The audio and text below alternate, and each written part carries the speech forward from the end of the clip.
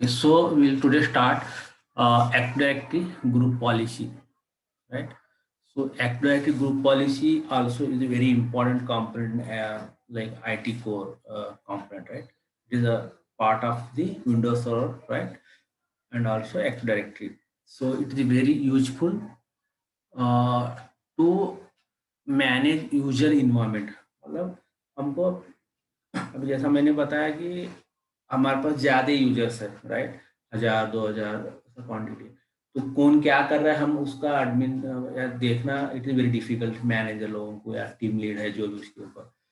तो अभी हम इन्वायरमेंट ऐसा बनाना है जो उनको रिक्वायरमेंट है, रिसोर्स जो चाहिए काम के लिए उतना ही रिसोर्स उनको देना है। जैसा फॉर एग्जांपल मेरे को इंटरनेट चाहिए बंदे को, तो इंटरनेट ही देना है और पूरा इंटरनेट भी नहीं देना है। उसमें अपने जो ऑफिस के एप्लीकेशन है, कोई वेबसाइट है, वही हमको एक्सेस करने देना है। जैसे गूगल हुआ, यूट्यूब हुआ, नौकरी हुआ, ये हमको देना नहीं, क्योंकि फिर अपन अगर एक्सेस देंगे तो वो लोग वो यूज करेंगे, फिर काम कम हो जाएगा।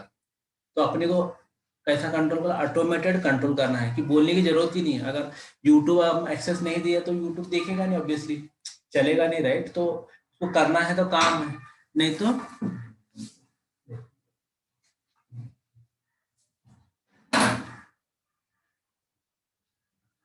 अच्छा।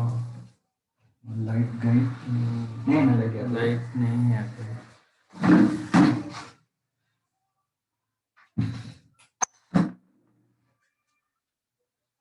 ओके।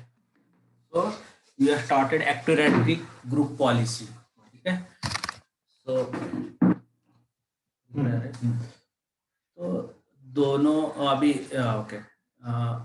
जो active directory actually important component है हमारा एक्टिव डायरेक्टरी में, राइट?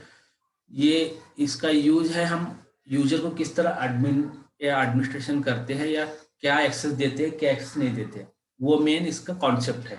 Okay. और कंट्रोलिंग मेथड बोल सकते हैं अपन बैक एंड से। जैसा कि मैं किसी यूजर को इंटरनेट देना है, ठीक है, किसी नहीं देना है, किसी को सॉफ्टवेयर इंस्टॉलेशन के लिए परमिशन देना है नहीं देना है, या एक्सटर्नल ड्राइव लगाना है, उसको डेटा कॉपी करने देना है नहीं देना है। जैसा कि कोई पेन ड्राइव लगाएगा, नहीं तो कोई एक्सटर्नल हार्ड डिस्क लगाएगा, कोई डेटा लेके जा सकता है ऑफिस का इंपॉर्टेंट डेटा, या किसी और को दे सकता है, जो भी है वो डेटा कॉन्फ्लिक्ट ब्रीच है अपना, राइट? तो ये सब चीजें अपन अवॉइड करने के लिए कुछ पॉलिसी। अभी नॉर्मल ये मशीन है, तो मैं अगर पॉलिसी नहीं अप्लाई कुछ भी लगा सकता हूँ इसको, एक पेन ड्राइव लेकर के लगाऊंगा तुम्हारा घर का, फिर हो सकता है उसमें वायरस आएगा, इन्फेक्ट होएगा, फिर उसकी मशीन से पूरा इन्वायरमेंट में फैल जाएगा, राइट? या मैं कोई हार्ड डिस्क लगा के कोई डेटा यहाँ से मेरा जरूर हो सकता है, वो लगता है मेरे को काम का, तो मैं लेके जाऊंगा किसी और को दे दूंगा, या मैं खुद के लिए यूज करूंगा। Again it is the business का लॉस है। सो उसके लिए we have to define the proper group policy.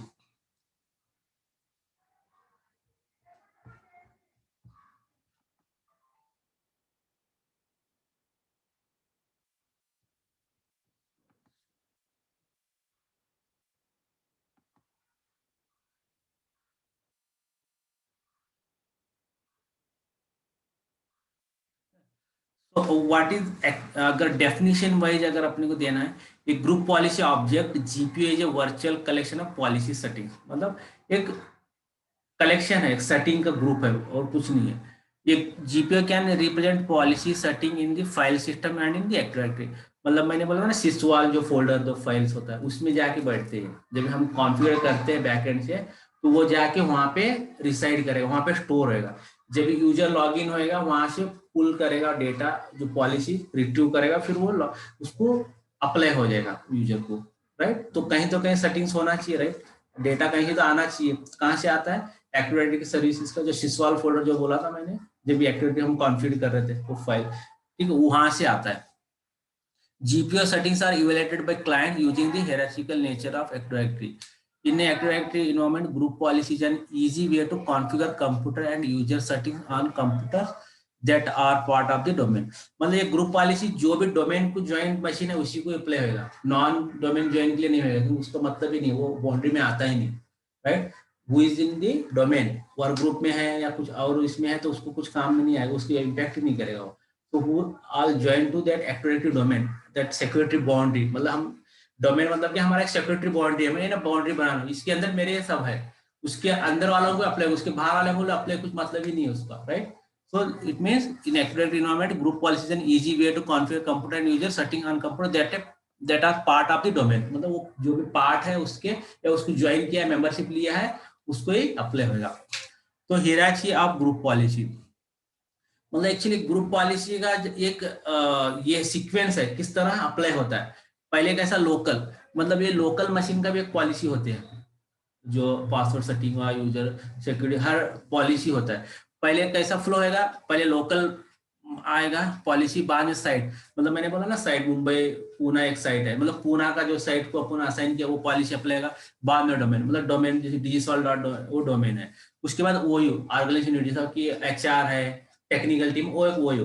तो ये वे में पॉलिसी अप्लाई होगा, उसको शॉर्ट फॉर्म LSDOU बोलते हैं हम लोग। ये लोकल साइट डोमेन ओयू, ये सीक्वेंस याद रखना, इंटरव्यू में कंपलसरी पूछेगा कि जो पॉलिसी सीक्वेंस जो है, हियरार्की है, कैसा फ्लो होता है। LSDOU याद रखेंगे ना, लोकल साइट डोमेन ओयू, तो ये फ्लो में अप्लाई होता है, ठीक है?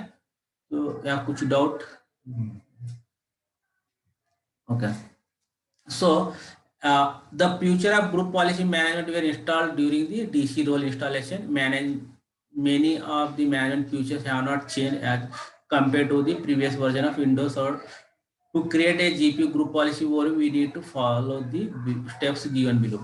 जैसा कि हमने एक्टिव सर्विसेज इंस्टॉल करे थे, वहां पे एक ग्रुप पॉलिसी मैनेजमेंट का आया था फ्यूचर, याद है राइट? ऑटोमेटिक सेलेक्ट किया था, मैंने बोला कि इसको जो सपोर्टेड फ्यूचर्स है वो ऑटोमेटिक ले लेता है। हम जो फ्यूचर का जो आता है उसमें ग्रुप पॉलिसी मैनेजमेंट बोल के था, तो वही एक कॉम्पोनेंट है वो, ठीक है? तो मैं अपन प्रैक्टिकली में देखेंगे समझ में। तो अपने को ग्रुप पॉलिसी अगर क्रिएट करना है तो क्या करना है, ठीक है? अपना सर्वर मैनेजर ओपन किया, टूल्स में जैसा एक्टिव यूजर्स कंप्यूटर, हमने इसको ओपन करे थे, उसके नीचे अगर आते हैं तो ये ग्रुप पॉलिसी मैनेजमेंट का कंसोल है। तो अगर उसको ओपन कर, उसका एक ऐसा कंसोल ओपन होता है, जैसे एक्टिव यूजर्स एंड कंप्यूटर होता है उसी तरह ऐसा होता है, बट उसका अलग स्ट्रक्चर होता है, ठीक है? तो उसको ओपन करेगा, to create a GPO open the group policy management console GPMC।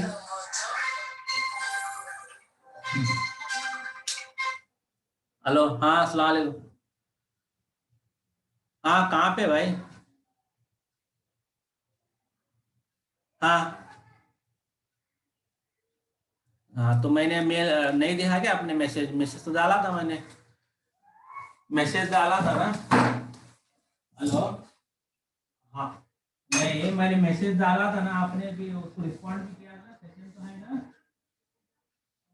Life में परेशान कर रहा है। आज का नहीं था क्या? नहीं है सेशन, बैठक तक तो चल रही है छुट्टी। आ जाओ, आना है तो आ जाओ।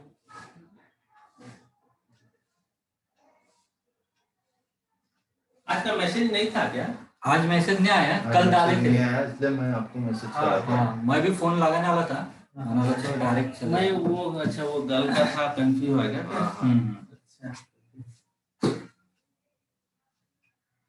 वो देख के और नहीं डाला मैसेज। मैसेज नया ना, मैं मैसेज करा था।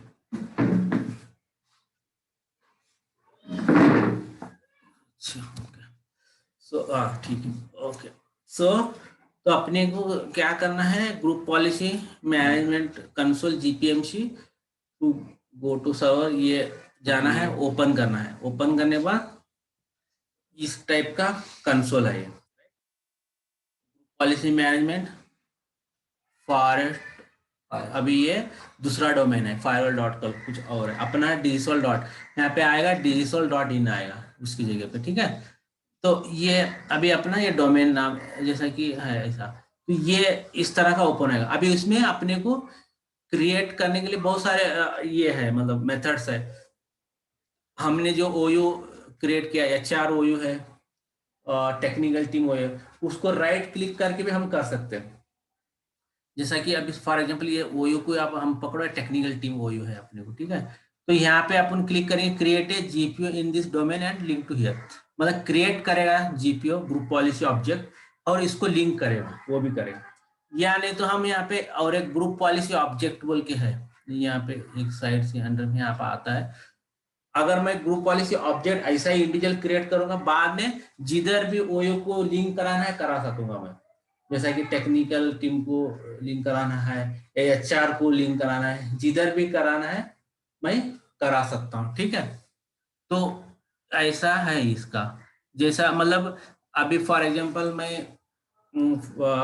मेरे को वॉलपेपर, मतलब सभी ऑर्गेनाइजेशन में एक कॉमन वॉलपेपर देना है, अपना अपना इंडिविजुअली नहीं रखना है। कुछ भी अपना ऑर्गेनाइजेशन का कुछ भी अगर एडवर्टाइजमेंट है, वेलकम टू न्यू ईयर या जो भी कुछ भी, तो मेरे को कराना है। तो उसका मैंने एक यहाँ पे नाम दे देंगे, टेस्ट है, उसकी जगह में मैं वॉलपेपर बोल के दे दूंगा, एम्प्लॉय वॉलपेपर या कंपनी वॉलपेपर कुछ भी। ठीक है, तो उसको दूंगा। फिर बाद में मैं उसके बाद जैसा देखो, ये टेस्ट मतलब ये वॉलपेपर ही समझो, यहाँ पे आ गया, उसको मैं एडिट करूंगा। एडिट ये सीक्वेंस, ठीक है, ये एक्चुअली वो आगे भी ज्योग्राफिकली जो है वो वर्ड्स में था, ये जो अपना फोटो के हिसाब से मैंने ये दिया, कैसा वो आता है ये अपन थोड़ा उसके बाद कोई बीच में। ठीक है, वॉलपेपर आता है तो एडिट करने का। हाँ। ठीक है, हाँ, एडिट करने के बाद उसके टैब्स आते, अपने को वॉलपेपर का कंटेंट कहाँ पे रखा है हमने लोकली, मतलब कहीं से तो ले आना चाहिए ना वो, जैसा कि सिसवाल फोल्डर में जैसा बता रहा हूँ उसी तरह सेटिंग हम उसको कहीं पे फाइल पे शेयर करके रखना है। फिर जैसा लॉगिन होएगा हम पाथ उसको देंगे, फिर वो लॉगिन होएगा तो वो क्लाइंट मशीन क्या करेगा वहां से ले लेगा, उसको लेके फिर वो डिस्प्ले होएगा, तो सभी के लिए एक आएगा। तो इसी तरह डिफरेंट डिफरेंट रहेगा, मतलब अभी वॉलपेपर है, किसी को नेटवर्क ड्राइव है, मतलब मैं बोला ना नेटवर्क ड्राइव जो शेयर फोल्डर का एक्सेस वगैरह रहता है, तो वो सभी देने के लिए अपने को वो भी मैप कर सकते हैं, या प्रिंटर कर सकते हैं, या कोई स्क्रिप्ट अपन डाल सकते हैं कि जब स्टार्ट हुआ तो इसको ये एप्लीकेशन चलना चाहिए ऑटोमेटेड, वो स्क्रिप्ट, मतलब बहुत सारे हम ये करते हैं। या किसी को हम ऊपर जो डेस्कटॉप रहता है, डेस्कटॉप पे माई कंप्यूटर रहता है, रिसाइकल बिन रहता है, डॉक्यूमेंट सपोर्ट, उसको गायब करा सकते हैं या नहीं। और वो नेटवर्क कार्ड जो है नीचे आईपी एड्रेस हम जिधर चेंज करते हैं नेटवर्क सेटिंग का, वो उसको रिमूव कर सकते हैं कि कोई आईपी एड्रेस चेंज नहीं करे, या कोई प्रोग्राम इंस्टॉल नहीं अनइंस्टॉल करना, ऐड एंड रिमूव जो जिधर हम जाके करते अनइंस्टॉल करते वो हटा सकते। मतलब बहुत सारी चीजें कर सकते हैं हम, वो प्रैक्टिकली थोड़ा देखेंगे कि वो किस तरह कर सकते हैं, राइट। तो उसमें हमको इतने सारे हम रिस्ट्रिक्शन लगा सकते हैं उसको, सिर्फ उसको हम देंगे वही काम करेगा, उतना ही ऐसा। तो इस तरह कोई तो फाइल को डिलीट नहीं कर सकता या फोल्डर को डिलीट नहीं कर सकता। तो जो हम किस तरह इन्वायरमेंट बनाते हैं उसके लिए वैसा बना सकते हैं, हम किस तरह कंट्रोलिंग करना है उसको कर सकते हैं, राइट। तो ये सारी चीजें टेस्ट फोल्डर के राइट क्लिक करके एडिट में, हाँ, एडिट करने से क्या हो जाएगा, बहुत सारे ऑप्शंस आएंगे उसमें, तुमको जैसा वॉलपेपर कराना है, हाँ, या डेस्कटॉप ये कराना है, डेस्कटॉप पे क्या चीजें रखनी है क्या नहीं।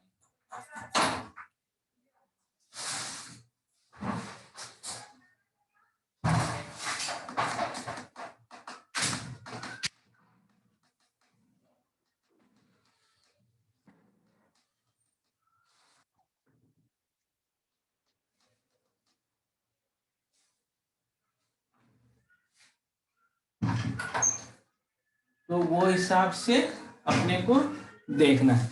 तो वो अपन प्रैक्टिकली जब भी करूंगा ना, एक 2 3 4 एग्जांपल लेंगे, किसका वॉलपेपर का, कोई रिसाइकल बिन का, कोई नेटवर्क ड्राइव मैप का, ठीक है, ये सब चीजें 2 3 4 हम करेंगे तो अपने को समझ। तो ये क्या है, अपन मेन डोमेन को भी कर सकते हैं या हम इंडिविजुअल ओयू को भी कर सकते हैं। अगर समझ लो अपने पास 4 5 डिपार्टमेंट है, फाइनेंस वाला बोलेगा नहीं मेरे को वॉलपेपर ये नहीं चाहिए, मेरे को अलग चाहिए, एचआर बोलेगा नहीं मेरे को अलग चाहिए, कोई टेक्निकल टीम वाला नहीं मेरे को कुछ टेक्निकल टाइप का चाहिए, तो हम उसको भी अलग अलग दे सकते हैं, क्योंकि हम वो इंडिविजुअल वही पे डिप्लॉय कर सकते हैं।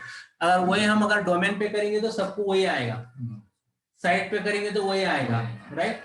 तो हम मतलब हम इस तरह का ग्रैन्युलर कर सकते हैं, जैसा रिक्वायरमेंट है वैसा कर। साइट मतलब पुणे साइट अलग है, मुंबई साइट अलग है, ठीक है। वो अगर पुणे में अगर करो तो पूरों को आएगा, जैसे उसमें और अलग टीम्स है, एचआर है, एडमिन है, टेक्निकल, सबको नहीं, वो बोलेगा कि नहीं हमको ये नहीं चाहिए, तो हम क्या कर सकते हैं, इंडिविजुअल वो भी जा सकते हैं, जैसे कि एचआर के लिए अलग, टेक्निकल की टीम, एडमिन के लिए, फाइनेंस के लिए ऐसा। तो ये बेस पे पॉलिसी हम सेट, क्योंकि हमारा इंटेंशन ही वही है जितना हो सके प्रॉपरली अप्लाई है और उसका काम भी हुए और उसका हम रिस्ट्रिक्ट भी करें। ऐसा नहीं कि काम रुका सके। अभी किसको नेट चाहिए, एग्जांपल एचआर को नेट चाहिए, वो मेल वगैरह भेजता है बाहर, हम उसको नेट अगर उसको रिस्ट्रिक्ट करेंगे तो वो काम कैसा करेगा, नहीं करेगा, राइट। या और दूसरा टीम वाले को नहीं चाहिए नेट तो उसको हम रुका सकते हैं। तो उसी तरह हम इंडिविजुअली प्रॉपर उसका रिक्वायरमेंट फुलफिल होना चाहिए और उसको हम रिस्ट्रिक्ट भी करना चाहिए, मतलब हमारा काम भी बनना चाहिए और वो उसका जो भी हम उसको जो काम नहीं मतलब जो करना चाह रहा है अपना ऑफिस का काम जो वो उसको भी रुकाना चाहिए। इस तरह का बैलेंसिंग करना है, उसको हम ग्रुप पॉलिसी। ठीक है, अभी हम ग्रुप पॉलिसी तो हम बात करें बहुत, तो ग्रुप पॉलिसी अप्लाई कहाँ पे करना है। अभी यहाँ तो दो ऑब्जेक्ट है, एक तो एक मशीन है, एक आदमी है उसके ऊपर बैठते सो या यूजर है। तो हमको अप्लाई किधर करना है, मशीन पे करना है या यूजर पे करना है, मशीन पे। ठीक है, अभी मशीन पे करता हूं मैं।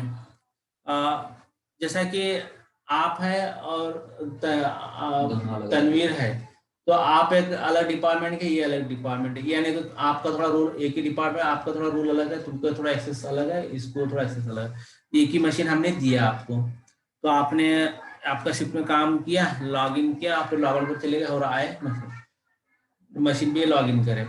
तो अभी क्या होने लगा, जो पॉलिसी इसको है इनको भी मिल रहा है और आपको भी मिल रहा है, तो क्या फायदा हुआ, कुछ फायदा से नहीं हुआ, राइट।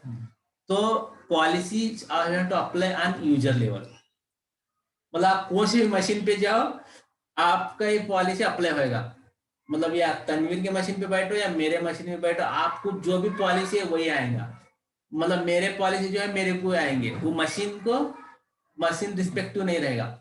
कहीं कहीं मशीन लेवल पे रहेगा, वो चीजें अलग है, जो हार्डवेयर रिलेटेड वगैरह कुछ हम करते हैं वो अलग है। बट बाकी के नॉर्मल जैसा है, जैसा इंटरनेट एक्सेस है, वॉलपेपर है, ये सब पॉलिसी हम यूजर लेवल ही करना है। यूजर लेवल ही करेंगे तो ये हमको बेनिफिटेड है और वो उस तरह का इफेक्ट में है। जैसा कि मैंने एग्जांपल बताया, अगर मशीन पे करते हैं तो वो प्रॉब्लम आता है, तो वो सॉर्ट आउट हमारा नहीं होएगा।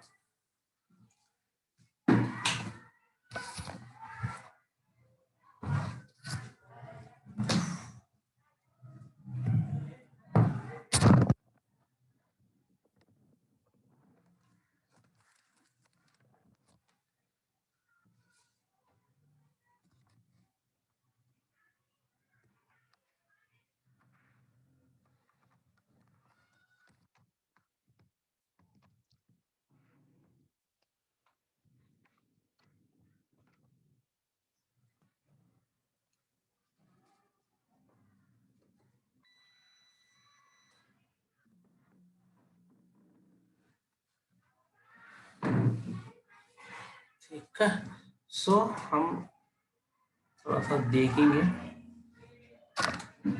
प्रैक्टिकली भी।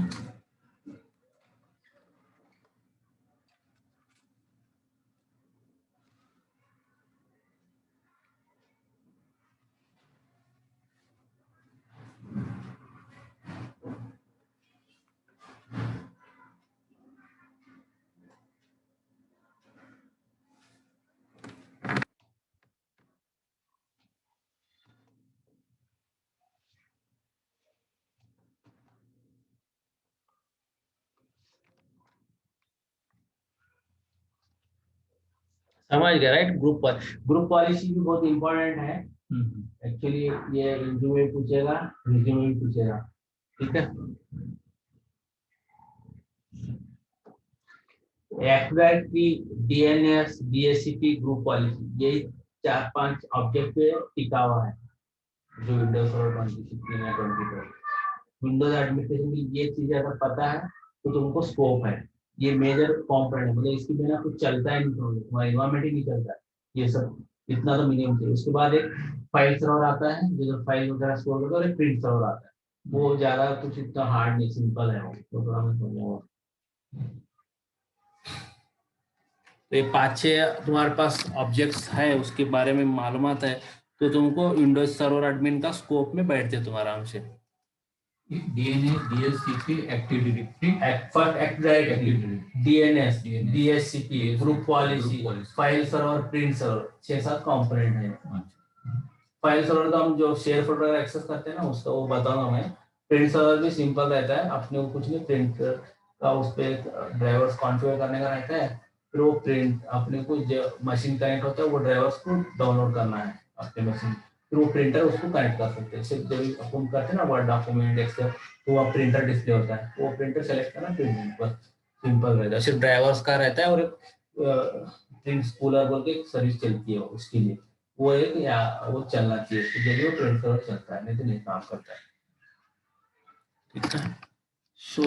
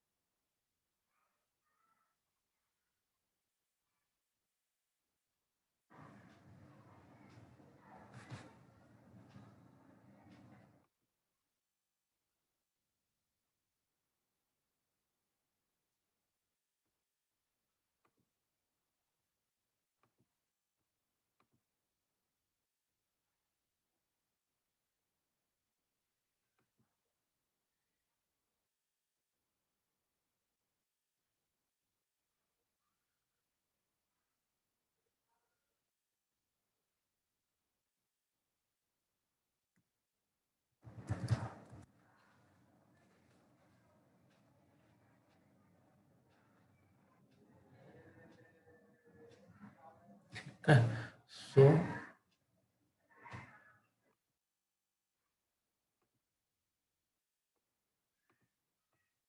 we have connected to our server, so we'll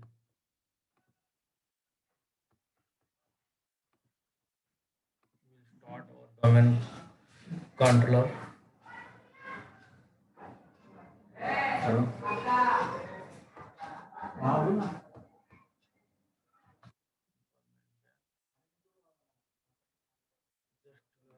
Start on it.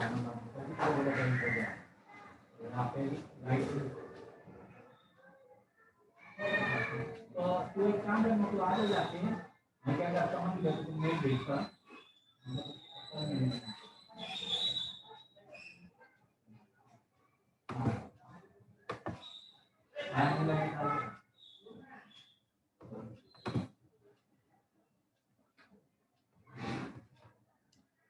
Okay, so I am connecting to domain controller.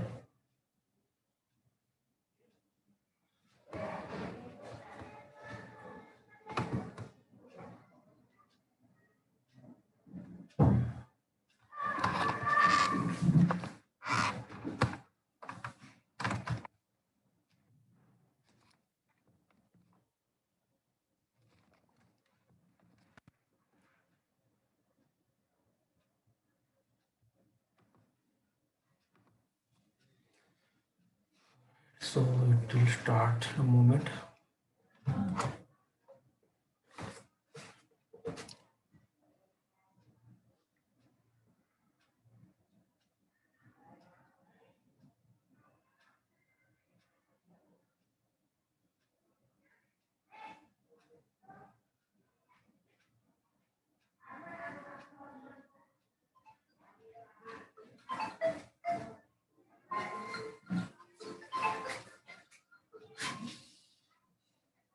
हाँ आज हाँ बोलो।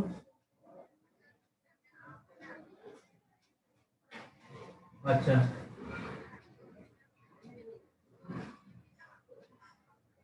हम्म।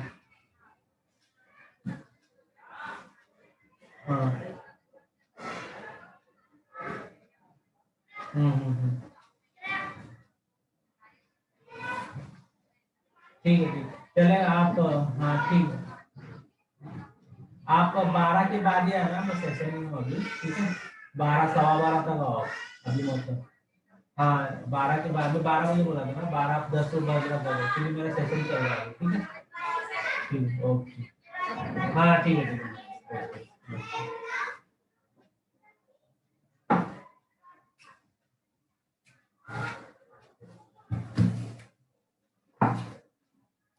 Okay, so I will log into this action, control L delete.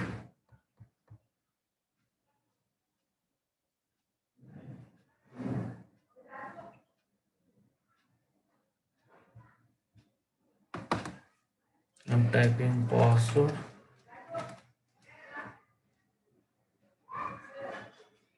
Oh, sorry. Okay. I am making to this.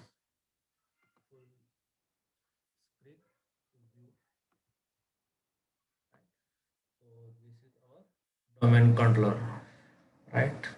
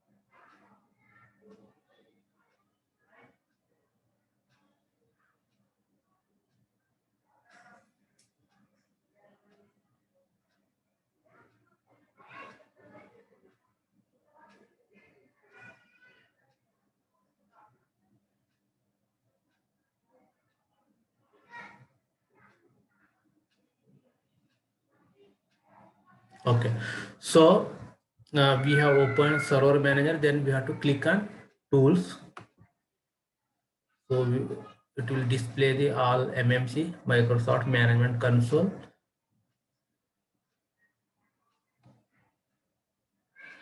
Right.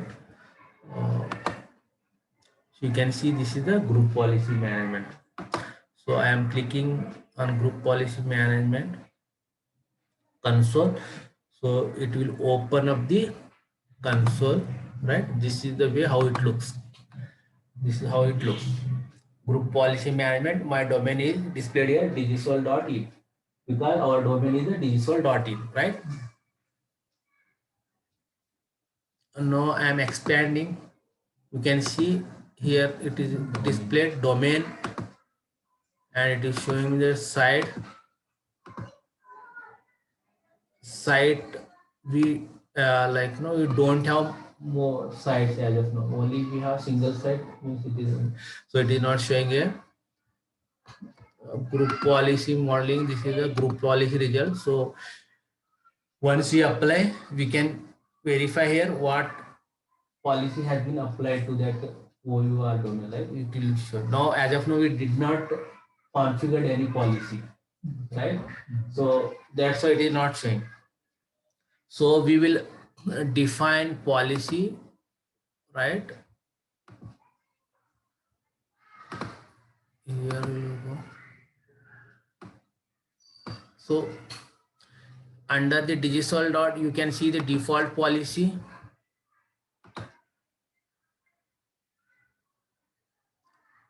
These are the default what they have defined here, default policy, right? So customization policy we have not yet defined. Only what default, when once we configured our domain, that time what all it is coming along with this domain controller, that policy should be there. That is recommended by the Microsoft. Microsoft will give some set of the policy default. That's supposed to be there only like that. So after that we have to define our custom policy that is different. These all are the Microsoft default policy is defined or created during the Active Directory services.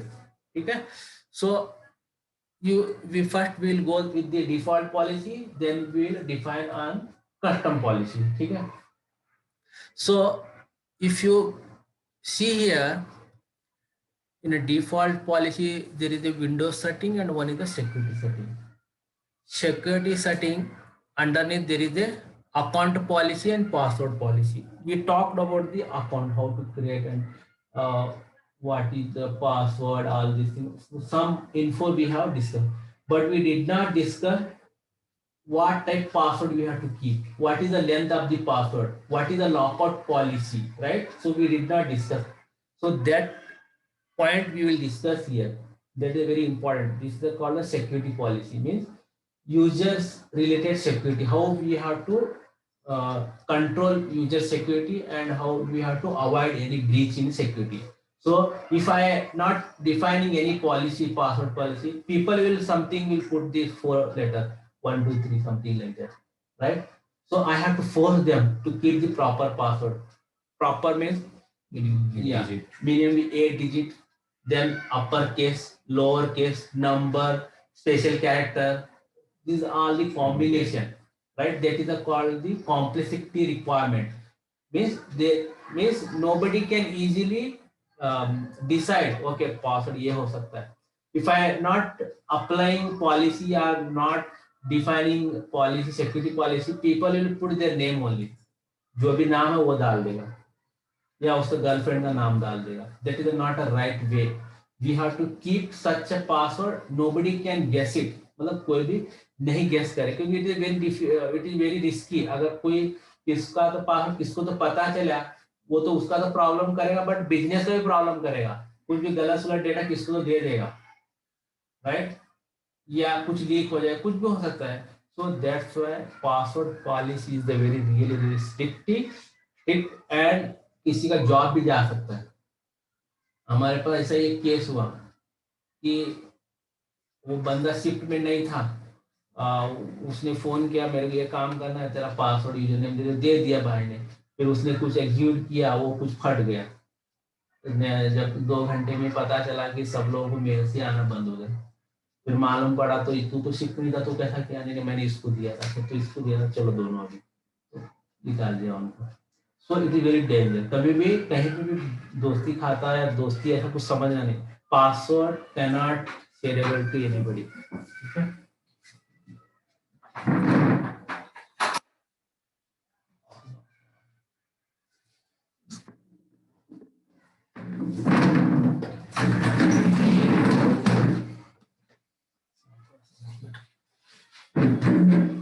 तो हम थोड़ा सा group policy के बारे में शुरू कर रहे थे, ठीक है? सो बाकी का हम देखेंगे कैसा प्लान कर सकते हैं आपका. और अभी हम ग्रुप पॉलिसी में स्टार्टिंग में ही है. तो ग्रुप पॉलिसी मैनेजमेंट का हमने कंसोल ओपन किया है. So right, so this console will be created during the active directory services, जो हमने एक्टिव डायरेक्टरी सर्विसेज को कॉन्फ़िगर किया, ठीक है? तो उसके बाद एक कंसोल ओपन हुआ. तो ये कंसोल को हमने अभी स्टार्ट किया है कि डिफॉल्ट पॉलिसी क्या होता है. डिफॉल्ट पॉलिसी डोमेन पॉलिसी में विंडोज सेटिंग्स होता है, एक सिक्योरिटी. तो सिक्योरिटी में पासवर्ड पॉलिसी वगैरह होती है, right?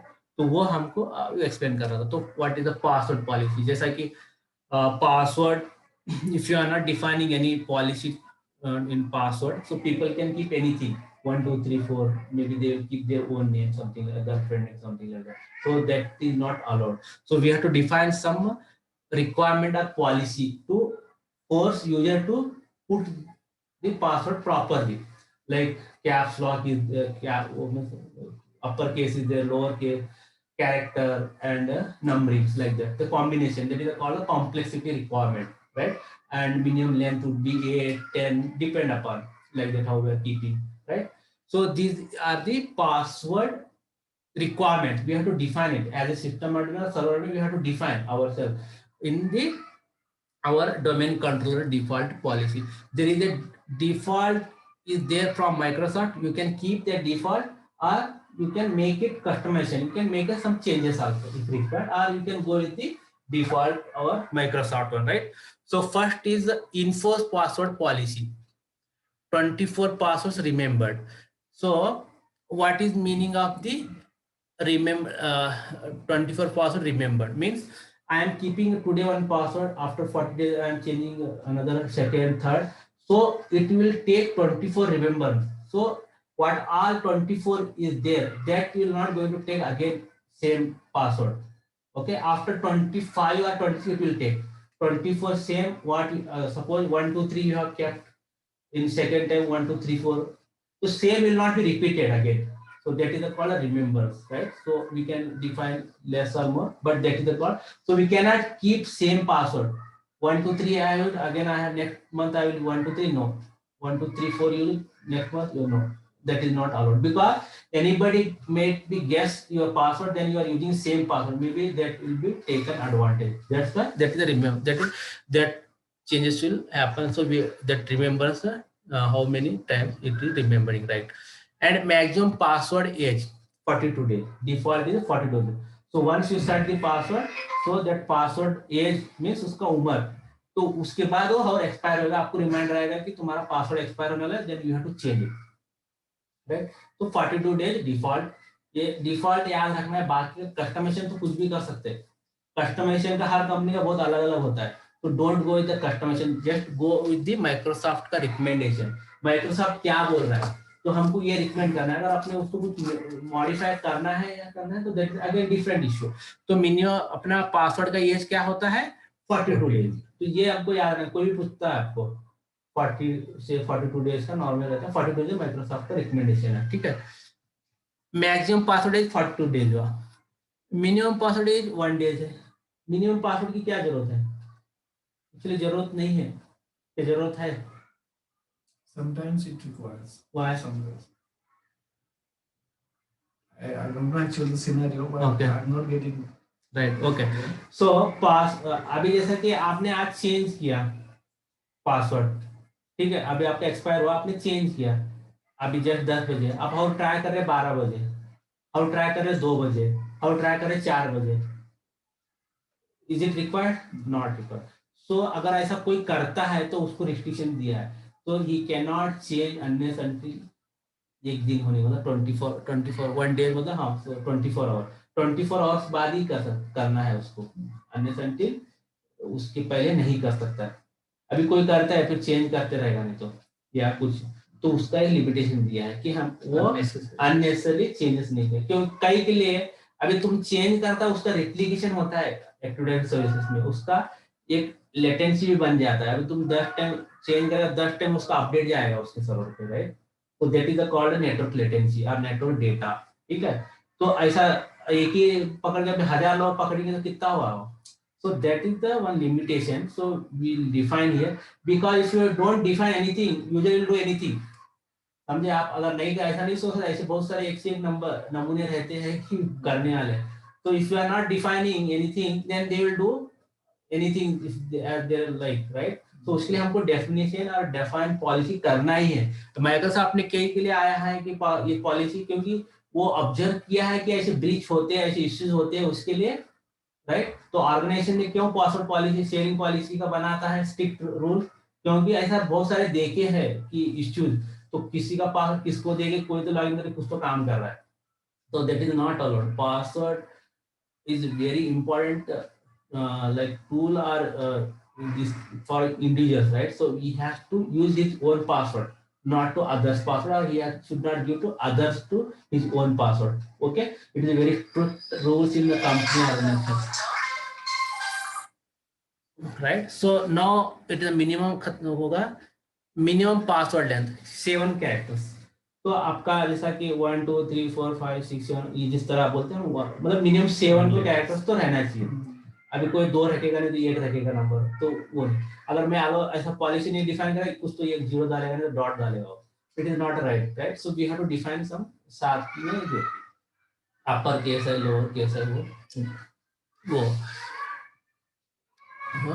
Password must meet complex requirement. ये क्या है पासवर्ड मीट कॉम्प्लेक्स रिक्वायरमेंट? अगर ये do you have any idea password complexity requirement मतलब क्या होता है? Uppercase, special character, Correct. numbers. So it is a combination like uppercase, lowercase, special character, numerics. अगर मैं ये एनेबल नहीं करूंगा तो क्या बोलेगा, किसका तो उसका गर्लफ्रेंड का नाम रानी रहेगा, रानी लिख के छोड़ देगा, right. So it is very easy type का, दैट शुड नॉट हैपन। तो अगर मैंने ये अगर इन्फोर्स करूंगा तो उसको आर कैपिटल करना है, ये को कुछ तो सिंबल करना है, एन को कुछ देना है, आई का देना है और न्यूमेरिक डालना है। अगर नहीं डालेगा तो उसको लेगा ही नहीं पासवर्ड, अगर नहीं लेगा तो उसको कंपल्सरी करना ही करना है, उसको वो हिसाब से कंप्लायंस करना है। जब तक हम उसको फोर्स नहीं करते वो नहीं करेगा। अगर मैंने उसको फोर्स नहीं करूंगा तो कुछ भी रख के यूज करेगा, फिर बाजू आके ऐसा कोई ठहर के देखेगा, अच्छा रानी डाला इसने, मैं भी डालता हूँ उसके बाद। So that is a not should not happen, right? So we should control as a system admin, server admin. We have to understand the situation of the user, how they work, and how we have to manage them. हमारा काम है backend में बैठ के उनको देखना, control करना है, तो ये पॉलिसी उसके लिए डिफाइन है, राइट। सो अभी ये अपन एनेबल या डिसेबल कर सकते हैं as per our requirement, but it is good idea to keep enable. Store password, ये रिवर्स इंक्रिप्शन है, ये हम नॉर्मली डिसेबल करते हैं क्योंकि ये बहुत ही कॉम्प्लेक्सिटी है, तो कभी कोई प्रॉब्लम क्रिएट करता है। Bye default it is disable. Reverse मतलब अभी 1 2 3 4 है, राइट, वो ऐसा ही स्टोर होता है उधर। अभी रिवर्स मतलब रिवर्स में और इंक्रिप्ट होता है। कभी कभी प्रॉब्लम तुमका एडमिनिस्ट्रेशन पार्ट जो है ज्यादा काम आना चालू होता है, मेरा नहीं चल रहा, मेरा नहीं चल रहा ऐसा, तो उसके लिए by default we will disable it. Microsoft is recommend disable. If you want, we can enable. ठीक है। यहाँ पे password, account policy, password policy कुछ है डाउट, क्लियर है? ठीक है। तो अभी ये अकाउंट पॉलिसीज में पासवर्ड पॉलिसी हुआ, अकाउंट पॉलिसी में अकाउंट लॉकआउट पॉलिसी। तो अकाउंट लॉकआउट पॉलिसी क्या है, मैंने आपको बताया था, हमने कल देख रहे थे हम लॉक, वो लॉक नहीं हो रहा था, हमने डाले थे, कई को लॉक नहीं हो रहा था। अकाउंट पॉलिसी का थ्रेशोल्ड जो है 0 है, यहाँ पे आपको दिख रहा है, हमने डिफाइन ही नहीं किया, उसलिए लॉक नहीं हो रहा। मैं बोला ना बाद में चेक करेंगे, वो देखेंगे, हमने 4 से 5 टाइम डाला, लॉक नहीं। सो account lockout policy is something like that. If I am putting wrong password, like 1 time, 2 times, maybe intentionally or by unknowing, right?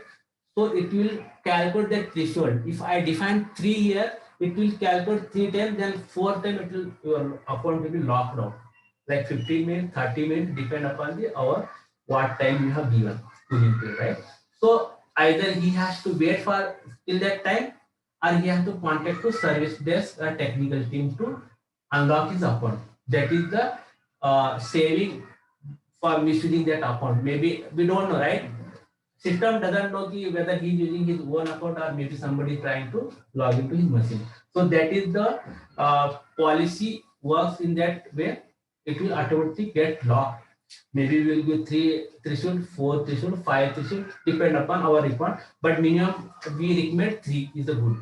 What is the default cooling period for this? We can define 15 minutes, 30 minutes like that. And default is the 15 minutes. 15 minutes. Right? So automatically it will unlock. So that is called the threshold, right? So we can define. Now account policy, Kerberos policy, right? Kerberos is the, what is our protocol? So it Kerberos V5 protocol is the, our authentication mechanism also is there, and protocol also. Our data will flowing with the help of the Kerberos V5 protocol from client machine to domain controller. And Kerberos V5 is also mechanism to authenticate our credentials, right? I think you did not there in that class, so we have covered that Kerberos also. जब ये login का जो था part, उसमें Kerberos V5 protocol use किया था. So the flow, how it works from client machine, it will go to our Active Directory services. One of the KDC, Key Distribution Center का जो सर्विस है वो ऑथेंटिकेट करता है अपने यूजर्स को, पासवर्ड, यूजर नेम पासवर्ड, वो authenticate करके टोकन देता है यूजर को बैक, 8 आवर्स का टोकन, टिकट ग्रांटिंग सर्विस बोलते हैं हम, ठीक है। तो फिर वो बाद में उसको जो एक्सेस है वो भी ऑथराइज करता है और उसका एक ऑथेंटिकेट करके, ऑथेंटिकेट प्लस ऑथराइज करता है, रिसोर्स को ऑथराइज करता है और ऑथेंटिकेट करके लॉगिन कराता है उसके नेटवर्क पे, so that it will get 8 hours का token. That part is taken care by the Kerberos V5 protocol. That is authentication protocol also. That data also flow with the that protocol from client machine to the Windows Active Service machine server, right? So that is the okay. Inflows ये कहाँ पे हम थे? Account lockout हुआ. Okay, Kerberos. So यहाँ पे क्या बोला है? Enforce user log on restrictions enable, मतलब आपको रिस्ट्रिक्शंस कुछ कराना है तो एनेबल है, ठीक है। बाद में क्या है, maximum life time of service ticket, जैसे हमें सर्विस जो टोकन हमको सर्विस टिकट मिलता है ना जब ऑथेंटिकेट होने के बाद, तो कितना है वो 600 मिनट्स, तो ये अप्रोक्सीमेटली मेरे ख्याल से 8 घंटे होता है, 10 घंटे होता है, राइट। तो by default it be something around 8 to 10 hours का, मतलब एक टाइम ऑथेंटिकेट होता है तो then it will get the 10 hours का टिकटिंग, ठीक है। तो ये हमको ये डिफॉल्ट है, अगर आपने चेंज करना है but it will go this security policy के लिए हम नॉर्मली डिफॉल्ट ही रहते हैं, इसमें मॉडिफाई करने की जरूरत नहीं, क्योंकि इट रिकमेंड माइक्रोसॉफ्ट रिकमेंड करता है कि ये होना चाहिए, ठीक है। सो लाइफ टाइम कितना है 600 minute, maximum life time user ticket ये भी 10 आवर है, तो सेम है वो। Maximum life time of user ticket renewal, मतलब जब एक रिन्यूअल, अभी जैसा कि ऑथेंटिकेट होता है बाद में रिन्यूअल के लिए 7 दिन का वो डिफॉल्ट है, अगर वो बाद में, ये तो बैक एंड का ये कुछ दिखने वाला नहीं है, बट ये हमको एक समझने के लिए लॉजिकली हम जा रहे हैं, हमको एक as admin we suppose to understand कि ये तो बैक एंड में प्रोसेस होता है, दिखता नहीं ना यूजर को दिखता है अपने को दिखता है, बट इट सेटिंग्स है कि वो जब टिकट एक टाइम इश्यू हुआ तो रिन्यूअल कब होगा और 7 दिन में रिन्यू, वो ऑटोमेटिक हो जाएगा, अपने कुछ करने की जरूरत नहीं है। तो maximum tolerance to computer clock, हाँ ये बहुत इंपॉर्टेंट है, 5 मिनट। तो ये क्या है, can you anybody tell me maximum tolerance for computer clock synchronization 5 minutes का? No, okay. Computer clock synchronization, clock मतलब घड़ी का जो टाइम होता है अपना, वो ओके। सी बहुत बड़ा इंपॉर्टेंट है ये पॉइंट, इसकी वजह से बहुत सारे इश्यू आ सकते हैं। If I am sitting in India, right, so my time zone is different, US time zone different, different country time zone is different, may be 1 hour से ज्यादा जो 30 मिनट से इसके ऊपर ही है डिफरेंट सबका।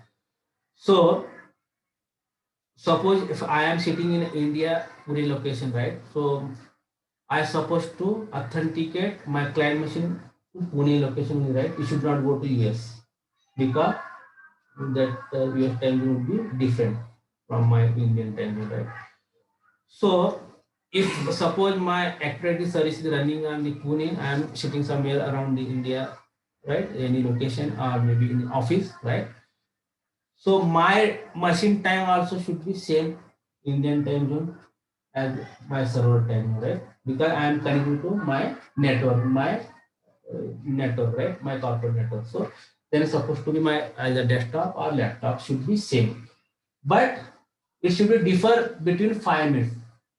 Suppose 10:25 सर्वर में है तो 10:20 से मेरा हो सकता है, it can be differ 1-2 minute 3 minute, buffer दिया है 5 मिनट का, अगर 5 से 6 होता है तो you can not log in, तुम लॉग इन नहीं कर सकते, because that my server will not recognize your machine because it might be out of my boundary, because it is not syncing to my time, may be it is not following my rules and regulations, so I will not allow him to log into my domain services to access my resources, वो deny कर देगा।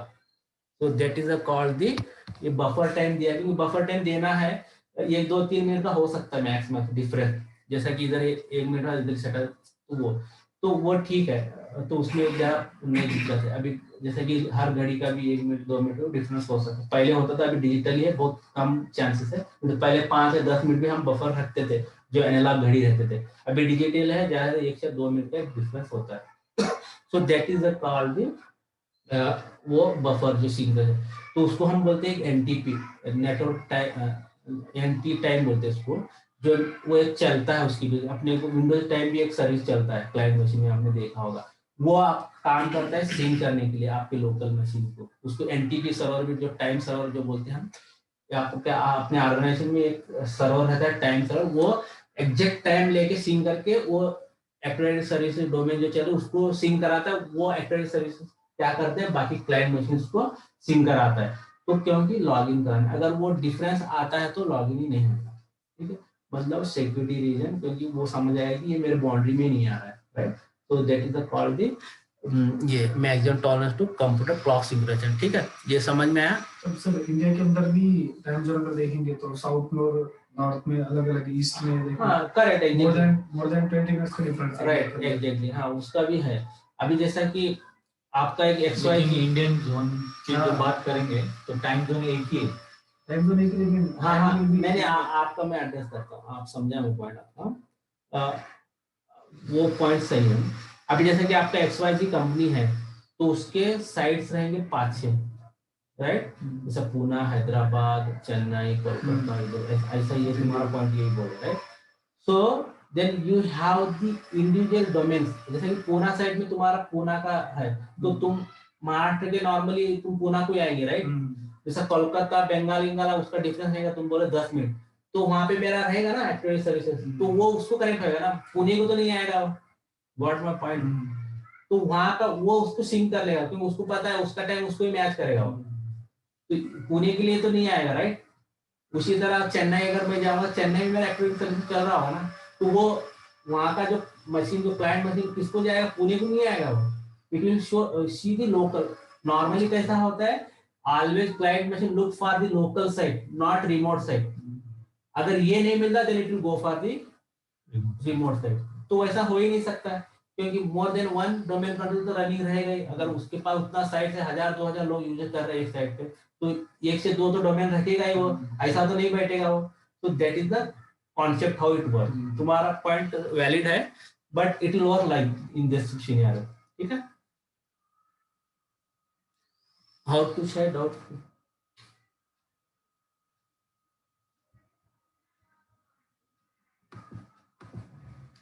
ठीक है, ये network policy है।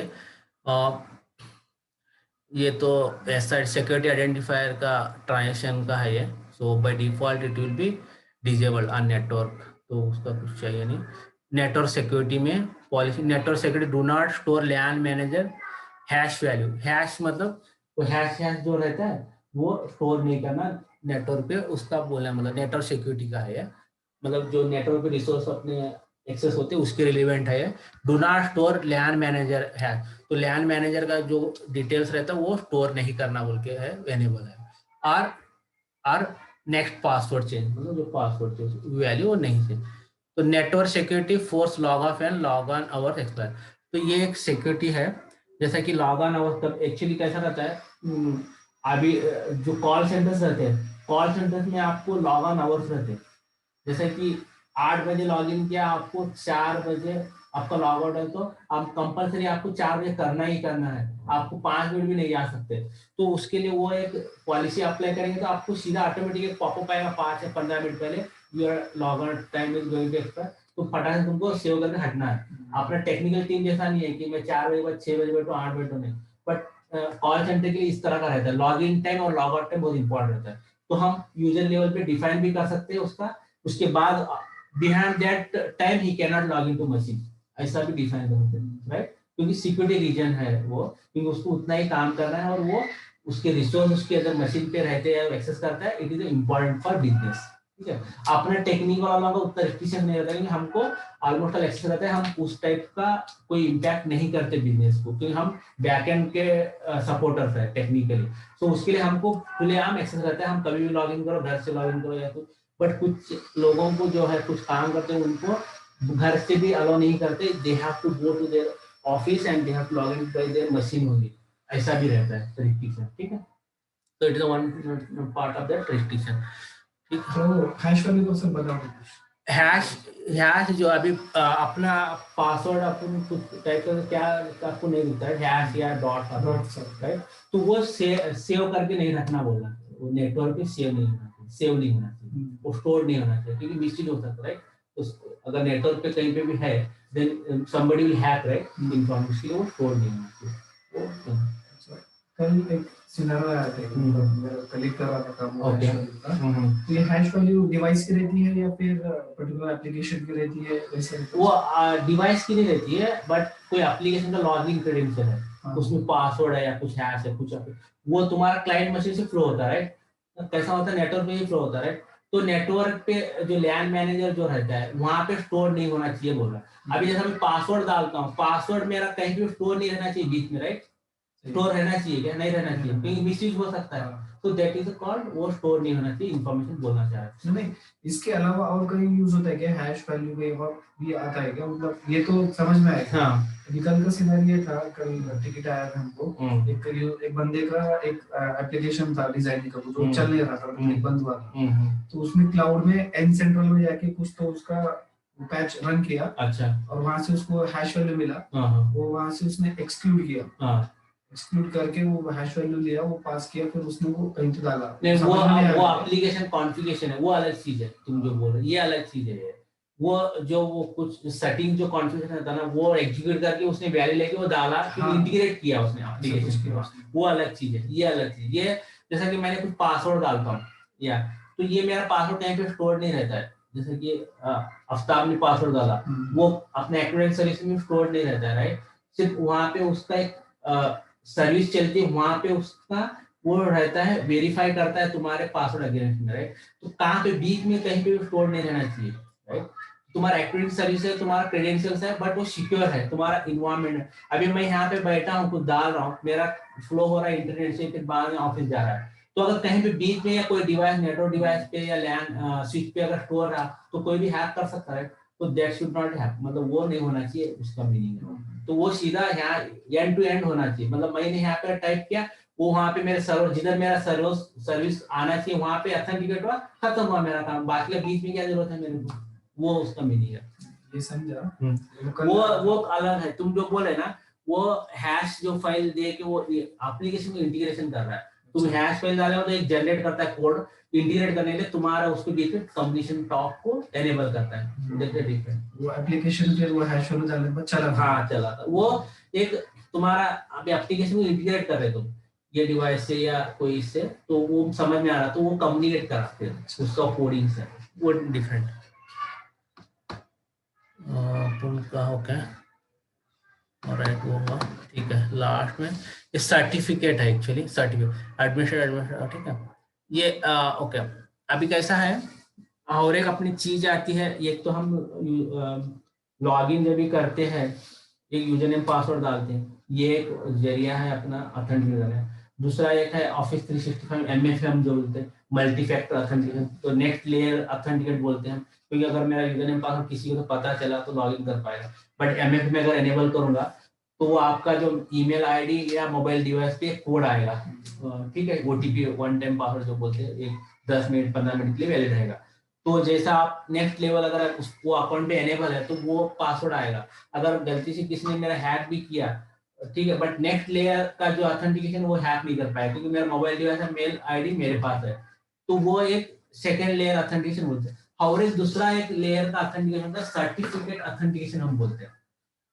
Certificate authentication only runs in the type for business link teams वगैरह में, ठीक है। अभी ऑफिस 365 में शायद चालू किया है मेरे ख्याल से, बट पूरा फुल्ली नहीं, but type for business link वगैरह में कंपलसरी सर्टिफिकेट ऑथेंटिकेशन होता है। First layer user name and credential, बाद में ऑथेंटिकेट सर्टिफिकेट होता है। कैसा होता है, जब ये तुम्हारा अकाउंट एनेबल होता है, फर्स्ट टाइम तुम यूजर नेम पासवर्ड डालते, तो सर्वर को कम्युनिकेशन करता है ऑथेंटिकेट करके, तो सर्वर से वो सर्टिफिकेट डाउनलोड करके तुम्हारे लोकल मशीन में रखता है वो 90 डेज के लिए, ठीक है। तो जब ये फर्स्ट टाइम तो लॉगिन होएगा क्रेडेंशियल, सेकंड टाइम में वैलिड करेगा, मैंने जो सर्टिफिकेट दिया था वही सर्टिफिकेट है, उसका एक कोडिंग होता है, ठीक है, उसके नंबर्स होते हैं, उसका वो वेरीफाई करेगा, वेरीफाई करके चेक करेगा उसके अगेंस्ट में ये मेरे सर्टिफिकेट से। जब वो अगर वो वेरीफाई हुआ तो it will allow to login, then वो लॉगिन होगा, फिर उसका अवेलेबल स्क्रीन वगैरह, उसके कॉन्टैक्ट लिस्ट सब कुछ इन्फॉर्मेशन पॉप होगा, ऑटोमेटिक होगा। ये बैकग्राउंड का ये बैकग्राउंड का है, इसलिए अपने समझने के लिए, यूजर को नहीं समझ में आएगा, बट हमको एडमिन को अंडरस्टैंड कि हाँ किस तरह वर्क होता है, तो उसको हम सर्टिफिकेट ऑथेंटिकेशन बोलते हैं। तो सर्टिफिकेट अगर एक्सपायर होता है, then user can not able to log in to the server, right.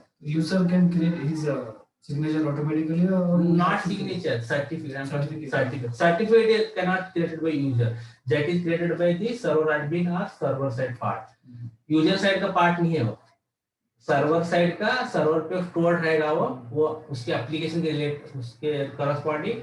जब वो एप्लीकेशन को एक्सेस करना चाहता है तो फर्स्ट तो यूजर नेम पासवर्ड से तो हो ही जाता है, उसके बाद सेकंड ऑथेंटिकेट के लिए वो सर्टिफिकेट अगर फर्स्ट टाइम लॉगिन आया तो सर्टिफिकेट डाउनलोड करके ऑप्शन देता है, वो ऑटोमेटिक डाउनलोड होता है, वो दिखता भी नहीं अपने को, वो ऑटोमेटिक डाउनलोड करेगा। पर्सनल क्रेडेंशियल मैनेजर जो रहता है वहां पे जाके स्टोर रहेगा, ठीक है। और पर्सनल सर्टिफिकेट का जो फोल्डर होता है वहां पे जाके स्टोर रहेगा। तो बाहर नेक्स्ट टाइम जो लॉगिन करेगा वो उसका बैक एंड प्रोसेस जब क्रेडेंशियल डालता है, फिर सेकेंड वो सर्टिफिकेट को शो करता है कि सर्टिफिकेट एप्लीकेशन है, उसमें तभी वो वेरीफाई करेगा, उसका वेरीफाई होता है ऑब्वियसली, अगर वो रहता है तो लॉगिन होगा इसका। तो सर्टिफिकेट का भी वेरी इंपॉर्टेंट रोल है। पब्लिक जब डोमेन में जो चलते हैं ना, सर्टिफिकेट बिना काम नहीं चलता, क्योंकि तुम्हारा यूजर क्रेडेंशियल हैक हो सकता है बट सर्टिफिकेट हैक नहीं हो सकता। अभी तुम जाके देखो ना बैंकिंग का, वहाँ पे ये आता है सिक्योरिटी सिंबल, वहाँ पे क्लिक करेंगे तो सर्टिफिकेट दिखता है। तुम अभी एचडीएफसी बैंक बोल के आएगा, तुम बिलीव करेंगे, तुम किस तरह उसको भरोसा कर सकते हैं, सर्टिफिकेट पे भरोसा कर सकते हैं। तो सर्टिफिकेट तुम गलत कोई भी इश्यू नहीं कर सकता है, उसके ऑथेंटिकेट उसको ओनर को सर्टिफिकेशन होता है। जैसे एचडीएफसी बैंक है, एचडीएफसी बैंक को किसी को, मेरे को तुम्हारे को नहीं देगा कोई भी, I can not create the website. तो वो नॉर्मली सर्टिफिकेट इसके लिए यूज करते हैं कि मोर ट्रस्ट करने के लिए, बिना सर्टिफिकेट का तुमको एरर आएगा वहां पे, राइट। सर्टिफिकेट इनवैलिड या कुछ तो नॉर्मली तुम देखो ना बड़े बड़े वेबसाइट, नौकरी हो या बैंक के सेक्टर से, कंपनी सर्टिफिकेट बिना तुम्हारा वो वेबसाइट नहीं चलता है। तो ये इंपॉर्टेंट रोल है सर्टिफिकेट, वो बड़ा चैप्टर है सर्टिफिकेट का, बट बेस अंडरस्टैंडिंग के लिए इतना है कि तुमको कोई भी तुम्हारा एप्लीकेशन को ज्यादा सिक्योर करना है तो you have to use this certificate also. तो आज का बेसिक ये है। तो हम नेक्स्ट वो सर्टिफिकेट में सर ऐसा भी हो सकता है सिनेरियो, एक मेरे डाउट आ रहा था। ये एक डिवाइस पे अगर उसने सर्टिफिकेट डाउनलोड किया, हाँ वो नेक्स्ट टाइम उसको अगर दूसरे डिवाइस पे उसको लॉगिन करना है, हाँ वहाँ फिर से डाउनलोड करेगा क्या? हाँ फिर करें।